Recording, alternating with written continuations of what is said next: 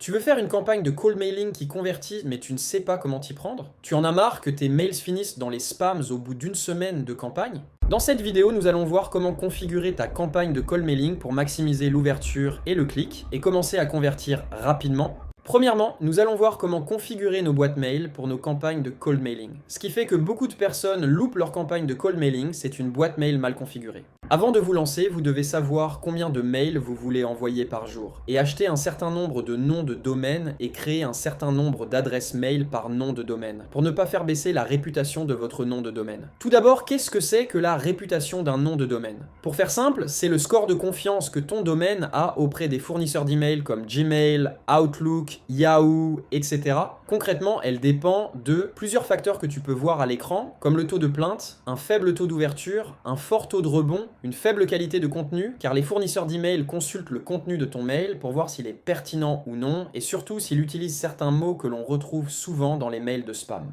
Alors comment savoir combien de mails envoyer? Il faut savoir que les fournisseurs de boîtes mail trouvent étrange d'envoyer plus de 50 mails par jour, alors nous n'allons pas dépasser ce nombre. Personnellement, je n'envoie pas plus de 40 mails par adresse mail par jour. Vous pouvez donc regarder cette image pour vous faire une idée du nombre de domaines et d'adresses mail à acheter. Ce point est crucial. Si vous envoyez trop de mails avec votre nom de domaine ou votre adresse mail, vous finirez en spam et votre réputation de domaine sera mauvaise.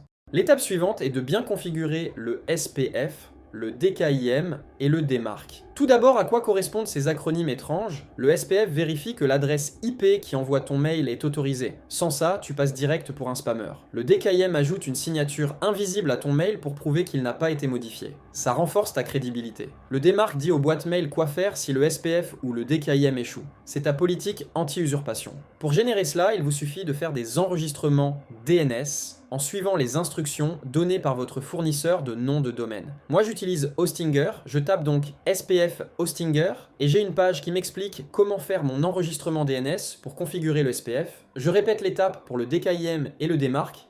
Nous allons ensuite aborder le warm-up, autrement dit l'échauffement d'email. Avant d'envoyer des centaines de mails, tu dois échauffer ton adresse. Sinon, tu seras direct classé en spam. Le warm-up, c'est envoyer quelques mails par jour, automatiquement, pour bâtir une réputation propre. Avec un outil comme Instantly, tu peux activer le warm-up en un clic. L'outil envoie et répond à des mails pour toi tous les jours jusqu'à ce que ta réputation soit solide. Il simule une activité réelle, créant ainsi une bonne réputation pour tes adresses mail.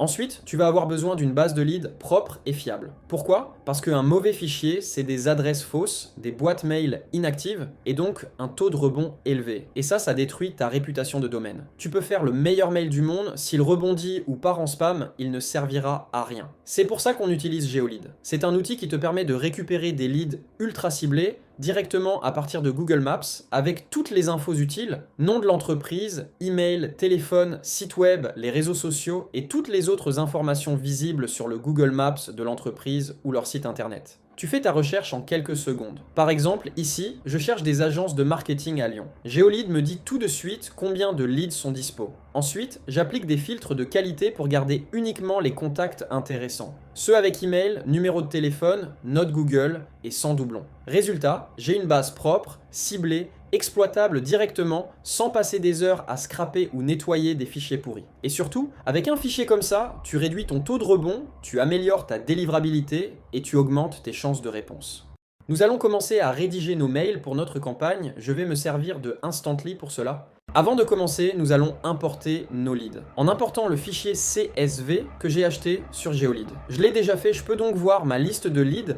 Ensuite, nous allons commencer à rédiger notre première étape de notre séquence de cold mailing. Souvenez-vous, pour que notre mail ne finisse pas dans les spams, je dois écrire un mail de qualité qui ne semble pas générique. Il y a plusieurs moyens de faire un mail vraiment personnalisé, notamment en le générant avec l'IA après un enrichissement à partir du site internet du lead, mais nous verrons cela dans une prochaine vidéo. La manière la plus simple de faire un mail moins générique est d'inclure des variables dans votre mail, notamment dans le sujet afin que les fournisseurs d'adresses mail ne vous flaguent pas comme spam. C'est pourquoi j'ai inclus la variable first name qui correspond donc au nom de l'entreprise dans mon sujet. Mon but lors de cette séquence de cold mailing sera que l'utilisateur clique sur mon lien et crée un compte gratuitement sur Geolead. Une fois que j'ai son adresse mail sur mon site, il rentre dans mon funnel de vente et ce sera un lead plus facile à convertir et qui a montré un intérêt pour mon service. Je dois donc lui montrer que mon service fonctionne et que je l'ai trouvé en l'utilisant. C'est pourquoi j'écris que j'ai trouvé son adresse avec Geolead. Ma première phrase doit capter son attention et l'intriguer, donc avec ce sujet et cette phrase d'accroche le lead est au moins intrigué, ensuite je lui fais mon offre, sans contact gratuit à l'inscription, puis je donne mon lien.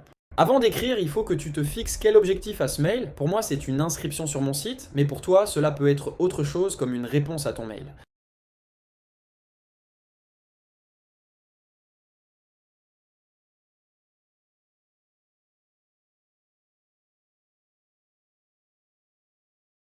Tu peux créer une variante à ce mail en changeant un peu la structure, pour voir lequel des deux marche le mieux.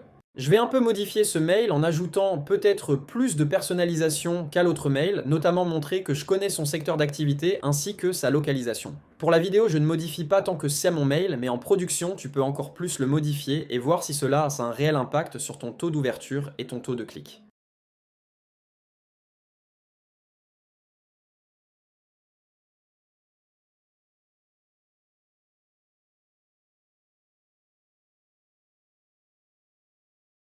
Ensuite, je vais ajouter une autre étape à ma séquence. Je peux choisir quand envoyer le prochain message. Pour le second, c'est bien de laisser 48 heures pour laisser le temps au lead de bien voir son mail. Dans Instantly, j'ai coché une option pour arrêter ma séquence si j'ai une réponse. Donc dans ce mail, je vais lui dire qu'il n'a pas profité de ses leads gratuits, dire que des concurrents utilisent Geolead et qu'il n'a aucune raison de ne pas l'utiliser. Le but est de rappeler que vous lui avez envoyé un mail s'il l'a vu, sinon il verra celui pour la première. Et l'autre but de ce second mail est de créer un sentiment d'urgence.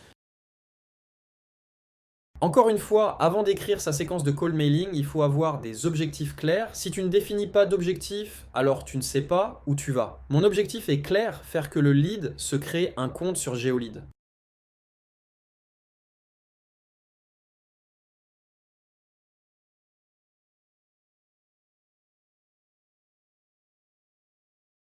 Je peux créer un variant à ce mail et agrandir ma séquence si je veux. En général, une séquence de call mailing a entre 3 et 5 mails pour démarcher ton lead sur 2 semaines au maximum et ne pas le spammer non plus.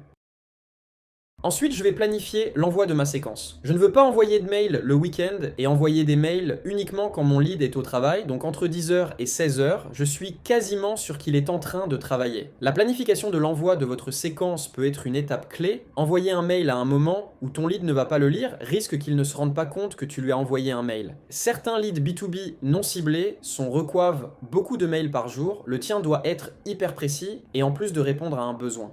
C'est la fin de cette vidéo, merci de l'avoir regardée. Tu as maintenant les bases pour lancer une campagne de cold mailing. Dans une prochaine vidéo, je t'expliquerai plus en détail le copywriting qu'il faut avoir pour une campagne de cold mailing. J'expliquerai aussi comment personnaliser au maximum vos mails, notamment avec l'aide de l'intelligence artificielle. Abonne-toi si ce n'est pas déjà fait et mets un pouce bleu.